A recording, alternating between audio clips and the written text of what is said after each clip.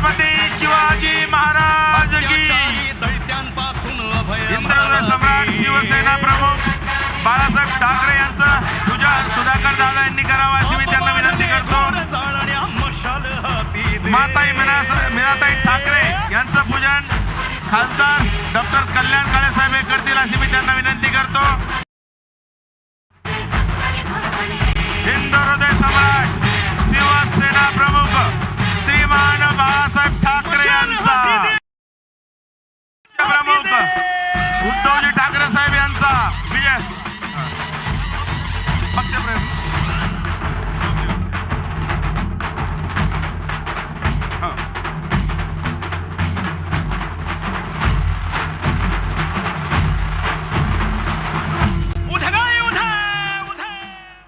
या ठिकाणी काही पक्षप्रवेश होणार आहे। मी त्यांचं नाव घेतो, त्यांनी कृपया स्टेजवर यायचं आहे। विजय चव्हाण माजी जिल्हा परिषद सभापती संभाजीनगर तथा तालुका अध्यक्ष राष्ट्रवादी काँग्रेस पैठण हे राष्ट्रवादी आदित पवार गटातनं शिवसेनेमध्ये प्रवेश होतोय।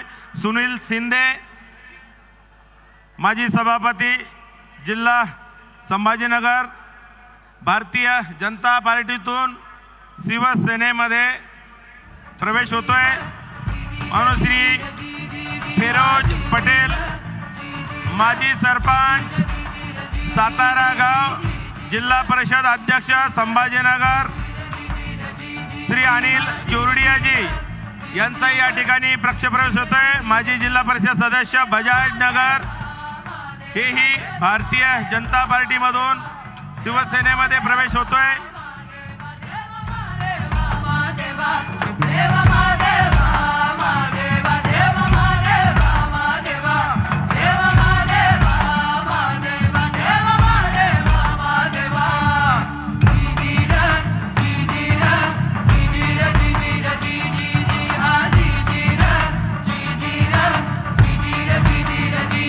पक्षप्रमुख उद्धवजी ठाकरे साहेब यांचा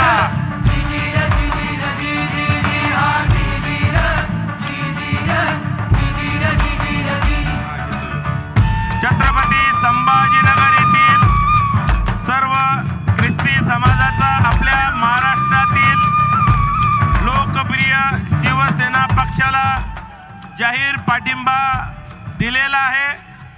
या ठिकाणी बिशप आर.बी. गायकवाड साहेब हेही या ठिकाणी पाठिंब्याचं पत्र माननीय उद्धवजी ठाकरे साहेब यांना देतील। यानंतर विरोधी पक्षनेते तथा शिवसेनेचे अंबाजी दानवे साहेब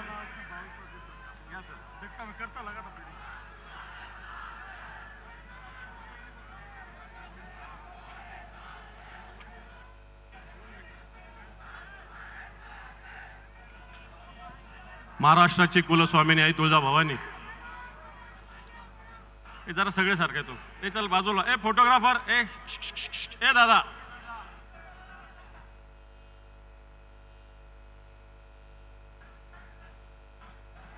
महाराष्ट्राची कुलस्वामिनी आई तुळजाभवानी सह्याद्रीचा जाणता राजा छत्रपती शिवराय हिंदुहृदय सम्राट शिवसेना प्रमुख श्रीमान बाळासाहेब ठाकरे यांना मानवंदना। आजच्या या संभाजीनगरच्या सभेस प्रमुख मार्गदर्शन करण्यासाठी उपस्थित असलेले शिवसेना पक्षप्रमुख माननीय उद्धवजी ठाकरे साहेब आणि सर्व व्यासपीठावरील मान्यवर हे जरा आता शांत राहा 2 मिनिटं। या ठिकाणी माननीय उद्धवजी ठाकरे साहेबांना मी सांगू इच्छितो की आज देशाच्या पंतप्रधानांची सभा झाली आणि काल परवा राज्याच्या उपमुख्यमंत्र्यांची सभा झाली। दोन्ही ठिकाणी खोट्या घोषणांचा पाऊस या ठिकाणी पाडला गेलेला आहे। विशेषतः मराठवाडा आणि संभाजीनगरच्या विकासाच्या विषयी ज्या गोष्टी झाल्याच नाही त्या सांगितल्या गेल्या। असं सांगितलं गेलं की मराठवाडा वॉटर ग्रीड पूर्णपणे दुष्काळ हटणार आहे आणि आम्ही मोठी योजना आणणार आहे। मी साहेबांना सांगू इच्छितो की मागच्या वर्षी एक मराठवाड्यात मराठवाड्याच्या विकासासाठी 46,000 कोटी रुपये सिंचनाला द्यायचं निर्णय मंत्रिमंडळाच्या बैठकीनं घेतला होता, परंतु तब्बल 1.5 वर्ष झालं याच्यासाठी 1 रुपया सुद्धा निधी अजूनही सरकारने दिलेला नाही। आज वेगवेगळ्या ठिकाणी जलयुक्त शिवार वगैरे घोषणा सांगितल्या गेल्या, भर पावसाळ्यात या संभाजीनगरात 700 टँकर चालू होते। आज या महानगरपालिकेचं जे समांतर जलवाहिनीचं काम आहे ते खऱ्या अर्थानं आपल्या हाताने आपल्या शुभ हस्ते सही झाली होती आणि 1680 कोटी रुपयाची योजना या संभाजीनगर शहरासाठी मंजूर केली होती। कोविडच्या काळामध्ये आपण भूमिपूजन केलं होतं, परंतु आपण मुख्यमंत्री असताना हे काम वेगाने झालं, परंतु नंतर हे गद्दारांचं सरकार आल्यानंतर अजूनही काम रेंगाळलेलं आहे आणि अजून 1-1.5 वर्ष काम होऊ शकत नाही अशा प्रकारची स्थिती आहे। या संभाजीनगराचे महापौर 2-3 महापौर या व्यासपीठावर आहे, नंदकुमार घोडेले, त्रिंबक तुपेत। ज्या शिवसेनेची सत्ता होती त्या 2 दिवसाला आणि 3 दिवसाआड पाणी मिळत होतं, आता या संभाजीनगरला 9 दिवसाआड पाणी मिळतं। खरं आहे का खोटं आहे? 8 दिवसाला 9 दिवसाला पाणी मिळतं अशा प्रकारची स्थिती आहे। देवेंद्र फडणवीसांनी या मराठवाड्याच्या विकासाच्या खोट्या घोषणा केल्या, परंतु या मराठवाड्यामध्ये साईचं सेंटर येणार होतं, विभागीय सेंटर। हे साईचं सेंटर नागपूरला त्यांनी घेऊन गेलं। या ठिकाणी आर्किटेक्चर स्कूल करण्याचं अभिवचन दिलं होतं, हे सुद्धा नागपूरला झालेलं आहे। आणि मी आपल्याला सांगू इच्छितो, इथं ऑरिक सिटीच्या विषयी काही घोषणा झाल्या, परंतु गुजरातमध्ये अशी ढोलेरो सिटी आहे। या ठिकाणी अनेक योजना आणल्या जातात, परंतु संभाजीनगरच्या ऑरिककडे पूर्णपणे दुर्लक्ष केलं जातं। अशा प्रकारची स्थिती आत्ताच्या घडीला आहे। आणि म्हणून ज्या पद्धतीने मराठवाड्याचा विकासाचा पाण्याचा प्रश्न होता, या सरकारने कोणत्याही याच्यासाठी 1 रुपया सुद्धा निधी दिलेला नाही अशा प्रकारची स्थिती आहे। या मराठवाड्यामध्ये आज पूर्ण जर राज्याचा विचार केला तर 7,274 शेतकऱ्याच्या आत्महत्या झालेल्या आहे। या सगळ्या आत्महत्या खऱ्या अर्थाने या सरकारच्या दुर्दैवी कामकाजामुळे होत आहे। आज या ठिकाणी जे जे उमेदवार त्यांनी उभे केलेले हे जर बघितले तर मला असं वाटतं सगळे उमेदवार एकाचड एक नग ज्याला म्हणता येईल अशा प्रकारचे नग आहे। एकाच्या दारूच्या दुकान आहे, एकाचं मुंबईच्या शहरामध्ये 72व्या मजल्यावर घर आहे साहेब, 72व्या मजल्यावर घर आहे, जे सर्वसामान्य माणूस घेऊ शकत नाही।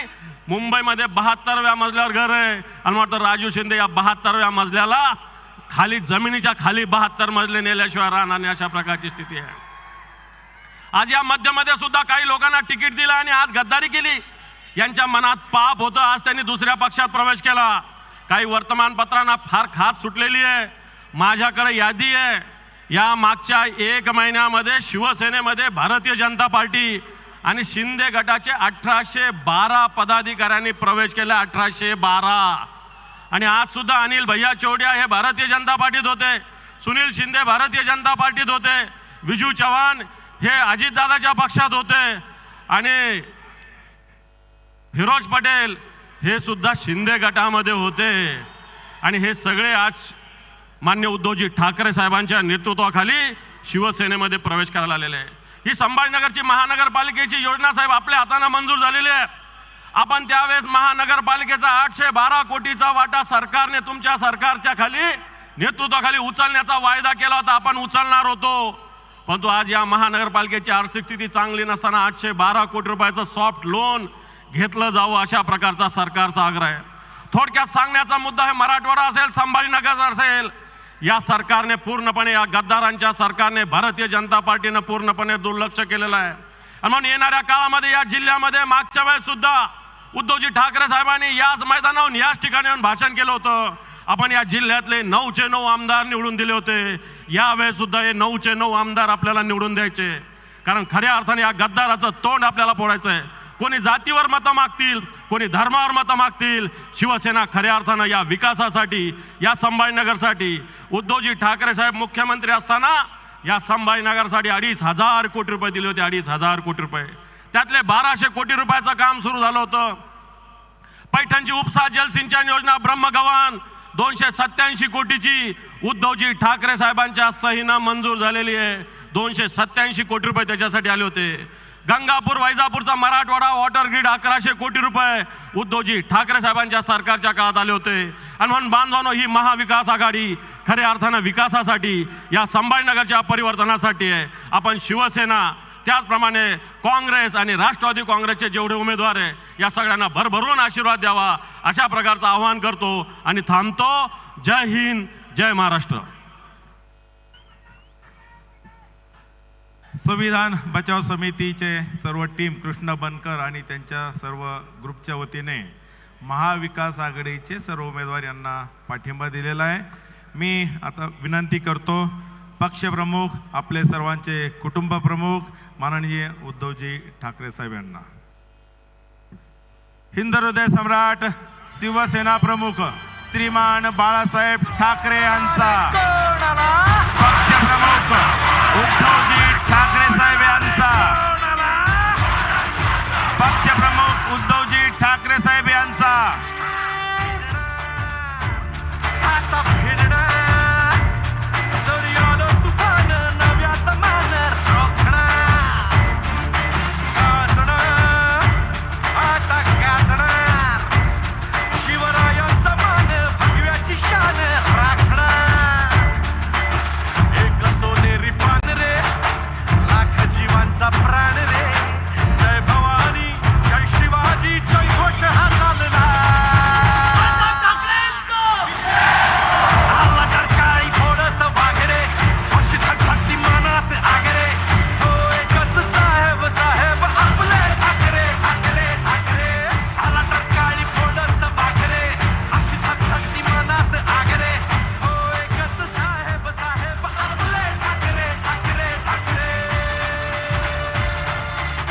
वर्ष झाली हो, पण अजूनही तोच लढा सुरू आहे.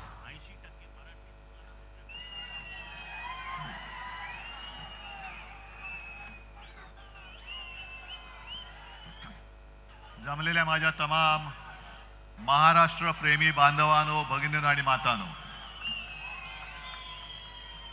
तुमच्या लक्षात आलं असेल की मी भाषणाची सुरुवात थोडीशी बदलले, कारण ही निवडणूक जी आहे, ही लढाई जी आहे ती महाराष्ट्र प्रेमी आणि महाराष्ट्राचे लुटारू यांच्यामध्ये आहे. तुम्ही कोणाच्या बाजूने आहात?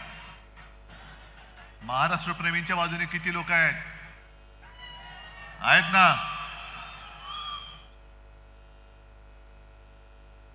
लोकसभेच्या वेळेला आलो होतो, असंच सगळं भरलं होतं, पण दुर्दैवाने पराभव झाला. कसा झाला, का झाला, याचं उत्तर हे कोणी द्यायचं आणि कोणाला द्यायचं? मी प्रामाणिकपणाने काही प्रश्न तुम्हाला विचारतोय की जे सरकार माझ्या नेतृत्वाखाली 2.5 वर्ष महाराष्ट्रामध्ये होतं, त्याचा कारभार तुम्हाला आवडला नव्हता म्हणून लोकसभेत आपला पराभव झाला का? माझं नेतृत्व तुम्हाला मान्य नाहीये का?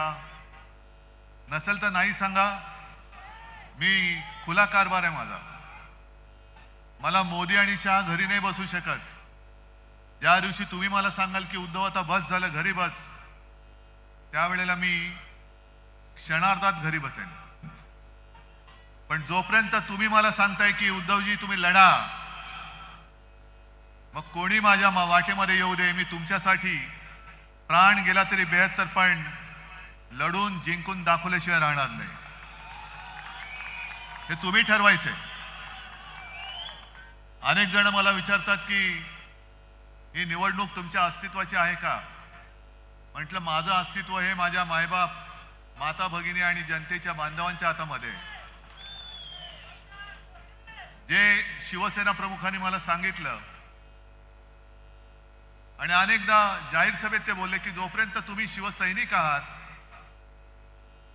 तोपर्यंत मी शिवसेना प्रमुख आहे, असं बाळासाहेब सांगायचे.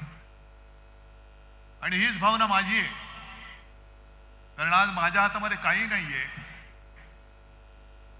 तरी देखील तुम्ही मोठ्या संख्येने आलात, याबद्दल तुम्हाला खरंच मनापासून धन्यवाद देतोय. आणि मी काहीतरी तुम्हाला देऊ इच्छितोय. ती देण्याची ताकद ही जोपर्यंत तुम्ही माझ्या हातात देत नाही तोपर्यंत या सभेला काही अर्थ नाही.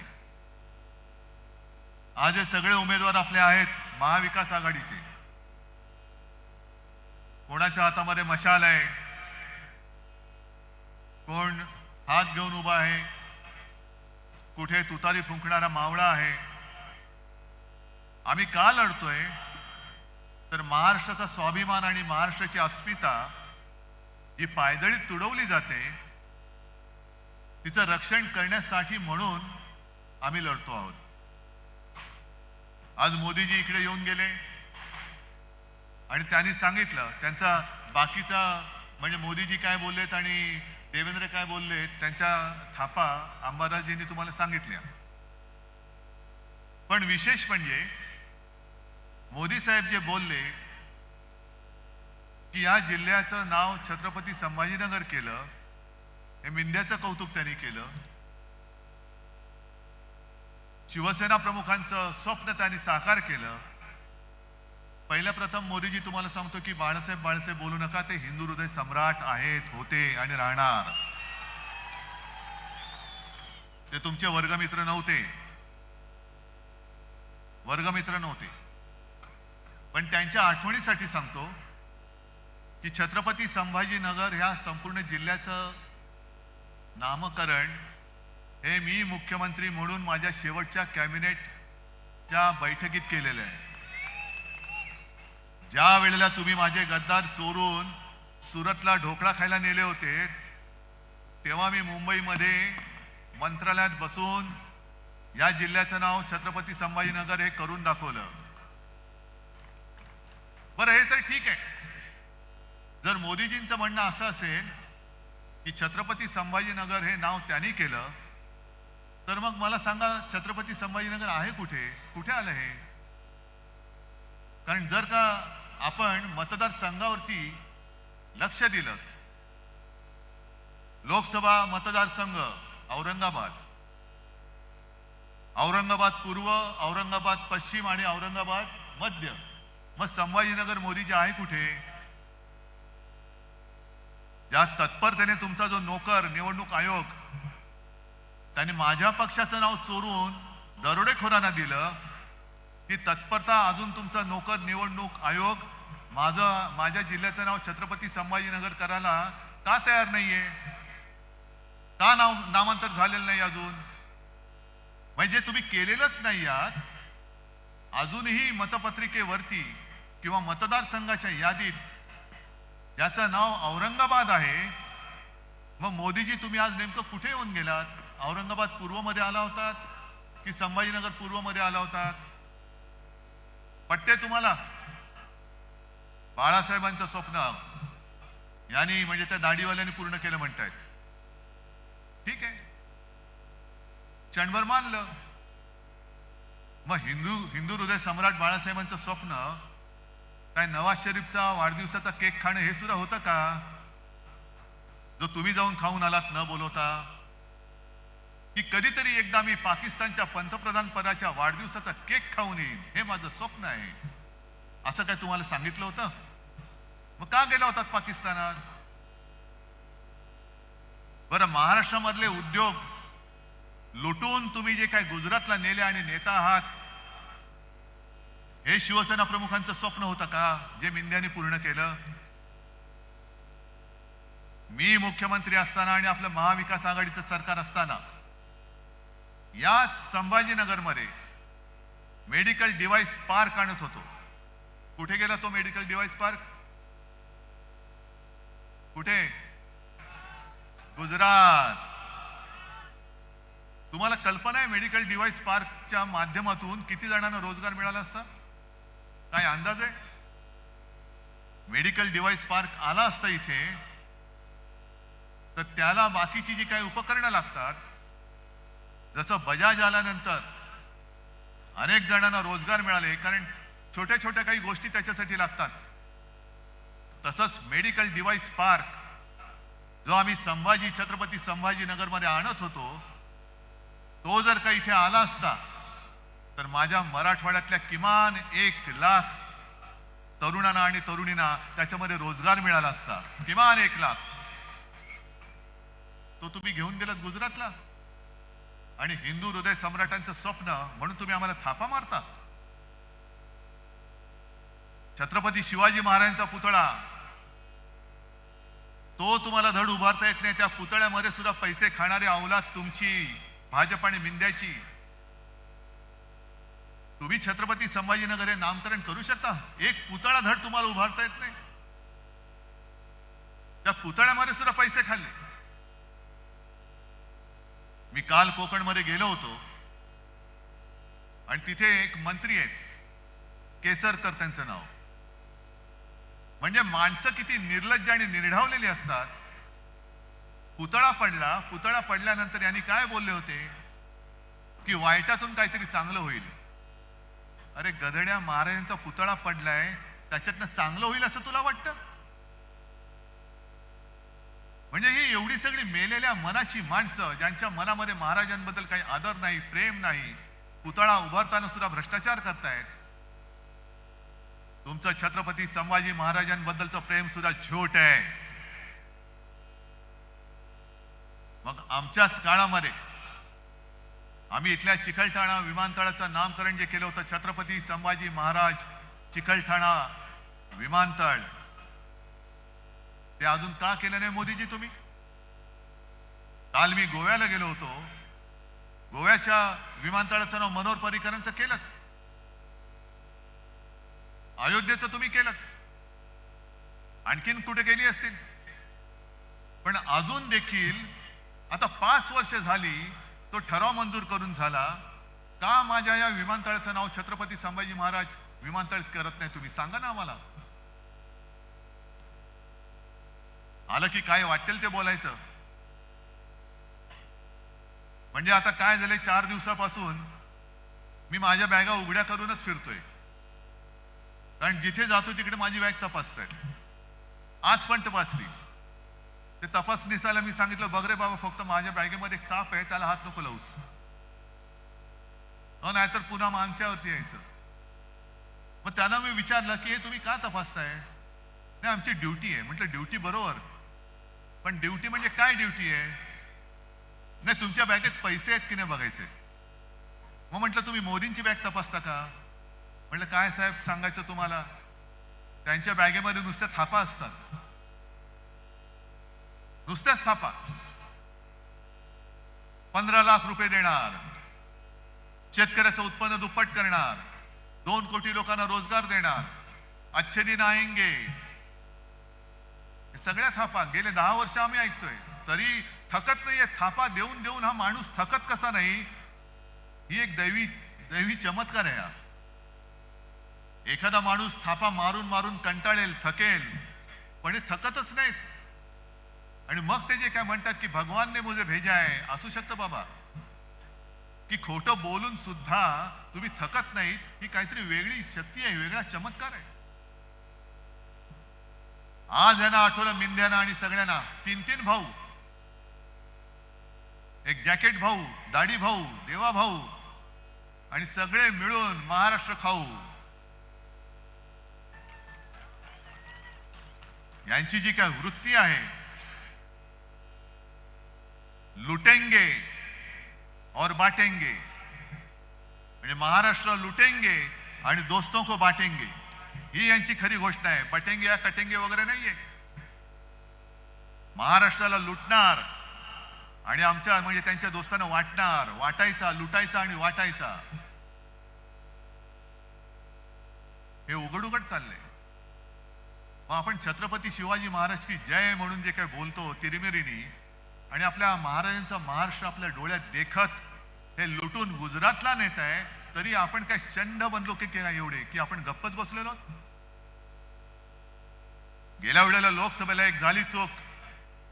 अरे काहीतरी बरोबरी करायची होती. चंद्रकांत खैरेंसारखा माणूस जो मला आठवते कित्येक वर्षापासून आपली सेवा करतोय, निष्ठेने राहिला. त्या निष्ठेची कदर, त्याचा आदर म्हणून मी त्यांना उमेदवारी दिली होती. जसं इकडे उदयसिंग बसलेले आहेत, विकले नाही गेले ते. त्यांना सुद्धा खोके दिले असते, त्यांना सुद्धा धमक्या दिल्या असत्या किंवा दिल्या, पण निष्ठेला जागले ते. मान कापली तरी 72, पण मी इमान विकणार नाही. मग त्यांचा आदर किंवा त्याची काय किंमत आपण ठेवायची की नाही ठेवायची? कोणी तुम्ही मोठा केलेला माणूस खोके घेतो, तिकडे जातो, दारूची दुकानं काढतो आणि आपण त्याला निवडून देतो. मला नाही पटलंय, खरंच नाही पटलंय. हे संभाजीनगर, हे छत्रपती संभाजीनगर शिवसेना प्रमुखांसुद्धा मला नाही वाटत हे पटलं असतं. पाठीमध्ये वार करणारी अवलाद या शिवसेनेने यांना राजकीय जन्म दिला, यांना मंत्रिपद दिलं. आणखीन काय करायचं बाकी होतं? सगळं काही केलं तरी सुद्धा उलटे फिरून तुम्ही आईवरती वार करताय आणि त्याला जनता निवडून देते, हे मला पटूच शकत नाही. मग कोणासाठी लढायचं? कोणाच्या भरोशावरती लढायचं? आज सुद्धा मी मैदानात उतरलोय. कोणासाठी उतरलोय? माझ्यासाठी उतरलोय. माझं काय जातंय? महाराष्ट्र लुटतात, लुटू द्या ना. संभाजीनगरचा मेडिकल डिव्हाइस पार्क, 1,00,000 नोकऱ्या देणारा मेडिकल डिव्हाइस पार्क गुजरातला गेला. माझं काय जातंय? मुंबई अदानीच्या घशात घातले, जाऊ दे ना, मला काय त्याचं. कोल्हापूरला गेलो होतो, राधानगरी, तिथल्या आपल्या KP पाटील या उमेदवारांनी सांगितलं की आमच्या इथलं पाणी पण अदानीला विकून टाकलं. जाऊ दे ना, माझं काय जातंय? हे सगळं जाऊ दे ना, माझं काय जातं नाही. एक दिवस आपण सगळेच जाऊ, सगळेच जाऊ आणि मग हा महाराष्ट्र जो इकडे सगळी आपण ठेवतो ना, छत्रपती शाहू महाराज, फुले, आंबेडकर, शिवाजी महाराज आहेतच. हा महाराष्ट्र हा शाहू फुले आंबेडकरांचा आहे का शहा मोदी अदानीचा आहे? याचं उत्तर देणारी ही निवडणूक आहे आणि हे उत्तर तुम्ही देणार आहात. तुम्ही द्यायचं हे उत्तर. मलाही पटत नाही, तळमळीने मी तुमच्यासाठी बोलतोय. माझ्या डोक्यामध्ये काही मुख्यमंत्री पदाचं खूळ घुसलेलं नाही, ते त्याही वेळेला नव्हतं. आणि तेव्हा जर का माझ्या डोक्यात ते घुसलेलं असतं तर एका क्षणात मी वर्षा सोडून माझ्या घरी मातोश्रीत मी गेलो नसतो. अनेक जण स्वप्न बघतात की वर्षावरती जायचंय, मुख्यमंत्री व्हायचंय. मला काही वाटलं नाही. मला फक्त एवढंच वाटलं, वाईट वाटलं, जरूर वाटलं की शिवसेना प्रमुखांनी मोठी केलेली माणसं, काही ना तर मीच मंत्री केलेलं, नाहीतर ते मंत्री पदाला सुद्धा कधी टेकलेच नसते, त्या खुर्चीत कधी बसले नसते, कधी खासदार झाले नसते, कधी आमदार झाले नसते. अशा लोकांना मी केवळ आणि केवळ शिवसेना प्रमुखांची जी पुण्याई माझ्या पाठीशी उभी आहे त्या जोरावरती आमदार, खासदार आणि मंत्री केलं. त्यांनी वार करावा माझ्यावरती, मला त्याचं वाईट वाटतंय. मुख्यमंत्री पद हे सोडून द्या. आणि अशी माणसं माझ्यावरती अविश्वास दाखवत आहेत, हेच मला पटलं नाही. अरे शत्रूने अविश्वास दाखवला तर मी समजू शकतो, पण माझ्याच माणसांनी, जी माझ्या बरोबर घरामध्ये येणारी आमच्या कुटुंबियांसारखी माणसं, ही माझ्यावरती अविश्वास दाखवणार नको. मला तुमच्या मनात मी नाहीये ना. मी सोडलं, वर्ष सोडून दिलं आणि मला कोरोना झाला होता तरी देखील मी मातोश्रीवरती गेलो. काही फरक पडला नाही मला. उलट वर्षापेक्षा मला मातोश्रीमध्ये छान शांत झोप लागते, कारण माझं आहे ते, माझ्या हक्काचं आहे. या मातोश्रीने यांना सगळं काही दिलं, त्या मातोश्रीमध्ये मी परत गेलो. मी माझ्यासाठी लढत नाहीये, मी तुमच्यासाठी लढतोय. अनेक गोष्टी मी या वचननामा घेऊनच फिरतोय आणि त्याच्यावरती मी लिहिलंय. हे जे लिहिलंय हे असंच ठेवू का बदलू, हे तुम्ही सांगायचंय. मी या कव्हरवरती लिहिलंय कुटुंब प्रमुखाचा वचननामा. हे तुम्हाला मान्य आहे की नाही? कारण कोरोनाच्या काळामध्ये जे तुम्ही सहकार्य केलं म्हणून आणि म्हणून महाराष्ट्र वाचला. त्या सगळ्या काळामध्ये देशभरामध्ये आपला महाराष्ट्र कोरोना काळात जनतेची काळजी घेणारा नंबर 1 होता. मुख्यमंत्री म्हणून माझं नाव जरूर यायचं. जगात कौतुक झालं, पण हे कौतुक माझं नव्हतं, हे कौतुक तुमचं होतं. आणि जगाने कौतुक केलं आणि जर माझ्या घरच्यांनी नाही केलं तर मला जगाचं कौतुक हे कवडी मोल आहे, मला घरच्यांचं कौतुक हे सोन्यापेक्षा जास्त भारी आहे माझं. आणि या वचननाम्यामध्ये मी जी काय वचनं दिलेत, पहिलं म्हणजे महाराष्ट्र हा माझा, आपला महाराष्ट्र हा स्वावलंबी महाराष्ट्र आणि सर्वोत्तम महाराष्ट्र करायचा आहे. मी जिथे जिथे जातोय तिथे तिथे शेतकरी त्रासलेत. सोयाबीनचा शेतकरी त्रासलाय, कापूस पिकवणारा त्रासलेला आहे. सोयाबीनला भाव नाही, कापसाला भाव नाही, गद्दाराला भाव आहे 50 खोके. पण सोयाबीनला भाव नाही. मी मराठवाड्यातल्या, विदर्भातल्या आणि महाराष्ट्रातल्या सर्व सोयाबीन पिकवणाऱ्या शेतकऱ्यांना आज सांगतोय की अजिबात तुम्ही निराश होऊ नका, घाई गडबड करू नका. पडलेल्या भावामध्ये सोयाबीन विकू नका. आपलं सरकार येतंय, आपलं सरकार आणा. मी तुम्हाला हमी भाव देतो. जो त्यावेळेला 6,000 दिला होता त्याहीपेक्षा जास्त देण्याचं वचन मी तुम्हाला देतोय. पण तसं तरी काहीतरी सोयाबीन विकून टाकायचं. 3,000 विकतोय, 2,000 विकतोय.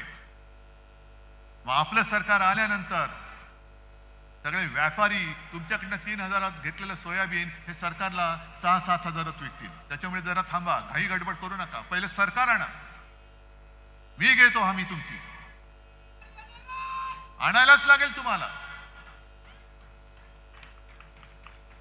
आणि हे मी करून दाखवले. 2 लाखापर्यंत पीक कर्ज मुक्त मी केलं होतं की नव्हतं? आणि या गद्दारांनी गद्दारी करून सरकार पाडलं नसतं तर 5व्या वर्षी माझ्या मनामध्ये पुन्हा एकदा शेतकऱ्याला कर्जमुक्त करायचं नक्कीच होतं. मी करून दाखवलं असतं.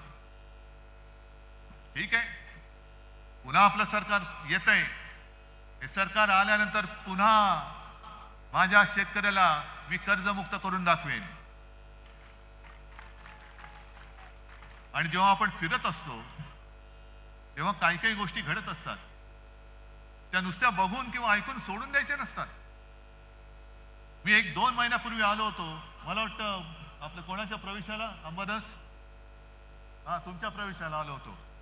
आणि तिकडने येताना एका शेतात थांबलो. शेतात थांबले. मी आलो म्हटल्यानंतर शेतकरी सगळे धावत आले, पाया पडायला लागले की उद्धवजी तुम्ही आमचे देव आहात, तुम्ही आमचं कर्ज माफ केलं. म्हटलं बाबा मी देव नाही, मी माणूस आहे. उलट तुम्ही देव आहात कारण तुम्ही आम्हाला अन्न देता. आणि मग तिकडे काही शेतमजूर महिला त्यांचं काम करत होत्या. मी गेलो त्यांच्याशी बोलायला लागलो. म्हटलं काय ताई बरं आहे का? ती बिचारी काम करत होती. हा बरं आहे. म्हटलं आता 1,500 रुपये मिळतात, आनंद आहे ना? तिने माझ्याकडे बघितलं, मला म्हणाली 1,500 रुपयामध्ये घर चालतोय वय? हे बघ म्हणे माझ्या बाजूला पोर आहे माझं, याला शाळेत टाकायचंय. फी कुठून आणू? 1,500 रुपयामध्ये शाळेत ऍडमिशन नाही मिळत. माझ्याकडे काही शब्द नव्हते. पण समाधान मला एका गोष्टीचं वाटतं की अंबादास आणि दुसरे कोणी ती जबाबदारी कोणी घेतली? तालुका प्रमुख भालेकर, आनंद भालेकर तालुका प्रमुख यांनी सांगितलं की साहेब काळजी करू नका, याची ऍडमिशन मी करून देतो. आणि त्यांनी ऍडमिशन करून दिली. मग दुसऱ्या वेळेला मी जेव्हा आलो तेव्हा विमानतळावरती तीच माझी बहीण छान साडी वगैरे नेसून मुलाला घेऊन आली पाया पडायला की साहेब तुमच्यामुळे याची ऍडमिशन झाली. म्हटलं ताई मी कोणी नाहीये, बघ ह्या दादाने ऍडमिशन केलेली आहे. पण ठीक आहे, एका मुलाची मी करू शकलो. अनेक मुलं अशी आहेत ज्यांना शिकायचंय पण शिकता येत नाही कारण फी भरायला पैसेच नाहीयेत. अगदी स्वतः शिवसेना प्रमुखांना सुद्धा 7वी मध्ये शाळा सोडायला लागली होती कारण फी भरायला पैसे नव्हते. माझ्या आजोबांना सुद्धा शाळा सोडायला लागली होती कारण फी भरायला पैसे नव्हते. शिकायचं होतं पण शिकू शकत नाही, पैसे नाहीयेत. मग माझ्या आजोबांना आलेला अनुभव, माझ्या वडिलांना आलेला अनुभव, मी सुदैवी आहे कारण मी शिकू शकलो. पण त्या अजूनही शेतकऱ्याच्या मुलांना शिकता येत नाही. म्हणून मी ठरवलं की जसं मुलींना मोफत शिक्षण आहे तसंच माझ्या महाराष्ट्रात जन्मलेल्या प्रत्येक मुलाला मी मोफत शिक्षण देणार आहे. शिका, मोठे व्हा. अरे महाराष्ट्राचं भविष्य तुम्ही आहात. मोदी शाह आणि हे गद्दार हे महाराष्ट्राचं भविष्य घडवू शकत नाही, हे बिघडवू शकतात. पण महाराष्ट्राचं भविष्य ही माझी आत्ताची छोटी छोटी मुलं आहेत, छोट्या छोट्या मुली आहेत. आणि मुलींना सुद्धा सुरक्षित शाळा मी देणार. प्रत्येक शाळेमध्ये जी मुलींची शाळा असेल तिथे त्या मुलींना स्वच्छतालयामध्ये जाण्यासाठी सुद्धा बरोबर एक महिला कर्मचारी असलीच पाहिजे. हा माझा दंडक आणि माझा कायदा असेल. कारण ते शाळेमध्ये अत्याचार होतोय. कुठे मोदीजी, शहा, काय तुमच्या राज्यामध्ये नेमकं आहे काय? मणिपूरमध्ये आज देखील महिला अत्याचार होत आहेत महिलांवरती. गेल्या आठवड्यामध्ये सुद्धा एका 31 वर्षीय आदिवासी महिलेवरती, जी 3 मुलांची आई, घरामध्ये घुसली लोक, अत्याचार केला आणि तिला जिवंत जाळून टाकलं. आणि मोदी बाबा इकडे येऊन महाराष्ट्रामध्ये प्रचार करत होते, तेव्हा अमित शहा इकडे येऊन महाराष्ट्रामध्ये प्रचार करत होते. लाज वाटली पाहिजे आम्हाला की देशाचा कारभार सोडून महाराष्ट्र जिंकण्यासाठी पंतप्रधान म्हणून नव्हे तर भाजपाचे स्टार प्रचारक म्हणून इकडे फिरतात आणि मतं मागतायत. हा जो काही एक जो आक्षेप आहे तो माझा हा आहे. माझी बॅग तपासली, तपासा, पण मोदींची सुद्धा बॅग तपासली गेलीच पाहिजे. का नाही तपासायची? माझं हेलिकॉप्टर अडवा, पण एखाद्या वेळेला आमच्यासाठी मोदींचं विमान का नाही तुम्ही अडवू शकत? आज जशी माझ्याकडे इकडे जनता जमलेली आहे, मोदींसाठी पण जमली असेल. भाड्याने आणली असेल नसेल मला माहिती नाही, पण असेल. पण आमचं पण ऐकायला लोक येतात ना, थांबतात तासन तास. संध्याकाळची सभा असली तरी दुपारी 2 वाजल्यापासून लोक येऊन थांबतात. जेवण नाही, खाणं नाही, पिणं नाही, ताण भूक काही नाही, तरी सुद्धा लोक येऊन माझ्यासाठी थांबतायत. मोदीजी, हे भाग्य, हे नशीब, हे माझ्या वडिलांच्या पुण्याईमुळे मला लाभलेलं आहे.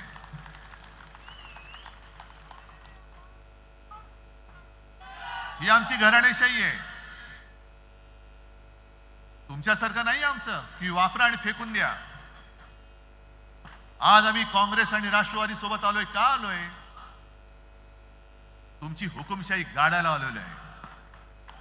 तुमचा भ्रष्ट कारभार गाडायला आलेला आहे. ही मशाल घेऊन तो भ्रष्ट कारभार जाळायला आलेला आहे. सगळीकडे भ्रष्टाचार, भ्रष्टाचार, भ्रष्टाचार. अरे संभाजीनगरच्या पिण्याच्या पाण्याची जी योजना होती, मी मुख्यमंत्री असताना मला जेव्हा कळलं की महापालिकेकडे पैसे नाहीत, मी तात्काळ ती योजना सरकारकडे घेऊन सरकारकडनं मी तुम्हाला करून देत होतो. छत्रपती संभाजीनगर या शहराची पाणी योजना ती कितीची होती? 1700 कोटी. आता किती झाली? 2800 कोटी. तरी सुद्धा झाले.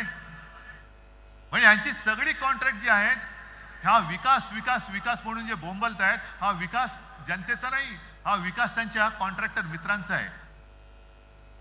टेंडर वाढवायची, पैसे वाढवायचे, सरकारच्या तिजोरीतून पैसे काढायचे, कॉन्ट्रॅक्टरला द्यायचे आणि त्यांच्या माध्यमातून आपण खाऊन फस्त करायचे. हा असा कारभार हा तुम्हाला मान्य असेल तर द्या बाबा, त्यांना मत द्या, आम्ही मोकळे होतो. आणि हा तुम्हाला असा सगळा भ्रष्ट, नीतीने भ्रष्ट म्हणजे आरोप करायचे आणि त्यांच्याकडे आल्यानंतर धुवून पुसून साफ करायचा, हे असा दुतोंडीपणा हा मला नाही कधी शिवसेना प्रमुखांनी शिकवला. आमच्यावरती जेव्हा तुम्ही आरोप करतायत, अमित शहा आरोप करतायत की 370 कलमला विरोध करणाऱ्यांच्या बरोबर तुम्ही बसलात, म्हणजे कोणाबरोबर बसलो? अहो 370 कलम काढलं तेव्हा शिवसेनेने तुम्हाला पाठिंबा दिला होता. तुमचं कौतुक आज सुद्धा आम्ही करतोय. पण अमित शहाजी 370 कलम होतं तेव्हाही आणि आता काढल्यानंतरही किती काश्मीरी पंडितांना तुम्ही परत त्यांच्या घरी नेऊ शकलात, हे ह्याचा पहिला आकडा द्या आणि मग तुम्ही आमच्यावरती टीका करा. आणि मग माझाही प्रश्न त्याला आहे की काश्मीरमध्ये जेव्हा हिंदू पंडितांवरती अत्याचार होत होते, हत्या होत होत्या, अत्याचार म्हणजे महिलांवरती अत्याचार होत होते, त्यावेळेला म्हणजे ती परिस्थिती एवढी भयानक होती की अनेक काश्मीरी पंडित आपलं हक्काचं वडलोपार्जित घर सोडून आपलं चंबू गबाळ घेऊन देशभरामध्ये निर्वासिताचं जीणं जगत होते. कुठे जायचं कळत नाही, मुलांना शिकवायचं कसं, राहायचं कुठे. पण तेव्हा मोदी नव्हते, शहा नव्हते, फक्त हिंदू हृदय सम्राट शिवसेना प्रमुख बाळासाहेब ठाकरे होते, ज्यांनी सांगितलं की तुम्ही माझ्या महाराष्ट्रामध्ये या, इथे येऊन राहा. कोणाला शिकवताय तुम्ही? उगाच काहीतरी बडबडत सुटायचं, काही थापा मारायच्या. प्रत्येक वेळेला उद्धव ठाकरेंनी हिंदुत्व सोडलं, हिंदुत्व सोडलं, हिंदुत्व सोडलं. अरे भगव्याला कलंक तुम्ही लावलात, गद्दारीचा डाग तुम्ही लावलेला आहात. आणि आज स्पष्ट मी आरोप करतोय की तुम्हाला महाराष्ट्र मी लुटू देत नव्हतो आणि देणार नाही, म्हणून तुम्ही मला संपवायला निघालेला आहात. कारण त्यांना माहिती आहे तुम्ही माझी माणसं फोडली, गद्दारी करून अगदी डोक्यावरती बसवलं, ते तुमचे बूट चाटतायत. पण तुम्हाला माहिती आहे की महाराष्ट्र जो लुटायला येईल त्याच्या पेकाटात बुटाची लात घालणारा पहिला उद्धव बाळासाहेब ठाकरे असेल. अर्थात हे सगळं तुमच्या हातामध्ये. मी इथे नुसतं काय प्रवचन द्यायला नाही आलो. गेल्या वेळेला झालेली चूक तुम्ही सुधारणार आहात की नाही हे पहिलं मला सांगा. निष्ठेने महाराष्ट्राबरोबर निष्ठा तुमची आहे की नाही हे मला सांगा. तुमची निष्ठा महाराष्ट्रापाशी आहे की गुजरातपाशी आहे हे ठरवणारी ही निवडणूक आहे. तुमचा मेडिकल डिव्हाइस पार्क इकडून गुजरातला नेला, तुमच्यापैकी किती लोक जाऊन तिकडे नोकऱ्या करणार आहेत? महाराष्ट्र आपल्या हातामध्ये ठेवायचा आहे का मोदी शहांच्या हातामध्ये ठेवायचा आहे हे तुम्ही ठरवायचं आहे.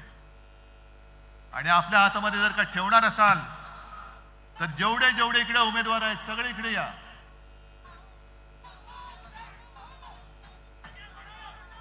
हे सगळे उमेदवार, या सगळ्यांच्या विजयाची जबाबदारी मी तुमच्यावरती देतोय. आहे हिम्मत? देताय वचन? आणि त्या दोघांना, मोदी शहा आणि त्यांच्या या चेला चपाट्यांना, मिंदेना, अजित पवार आणि देवेंद्र फडणवीसांना दाखवून द्या की महाराष्ट्र हा गांडुळाची पैदास करणारा प्रदेश नाहीये. महाराष्ट्रामध्ये वाघाचे छावे जन्माला येतात. आणि जर तुम्ही आमच्या वाटेला जाल तर मुनगट्टीवारांना सांगतोय की तुम्ही आणलेली वाघनखं बाजूला आहेत, पण ही माझी वाघनखं माझ्या सोबत आहेत. आणि या निवडणुकीमध्ये ही वाघनखं या महायुती सरकारचा भ्रष्ट कारभाराचा कोथळा बाहेर काढल्याशिवाय राहणार नाही हा विश्वास व्यक्त करतो आणि आपली रजा घेतो. जय हिंद, जय महाराष्ट्र.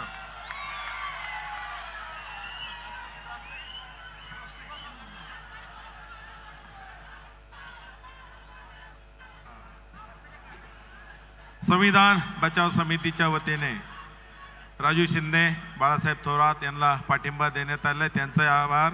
या ठिकाणी राजू वैद्य महानगर प्रमुख हे आभार मानतील. माननीय उद्धवजी ठाकरे साहेब व सर्व महाविकास आघाडीच्या नेत्यांचं, नागरिकांचं या ठिकाणी मनापासून आभार व्यक्त करतो. राष्ट्रगीतासाठी सगळ्यांनी उभा राहायचंय. राष्ट्रगीत शुरू करेंगे.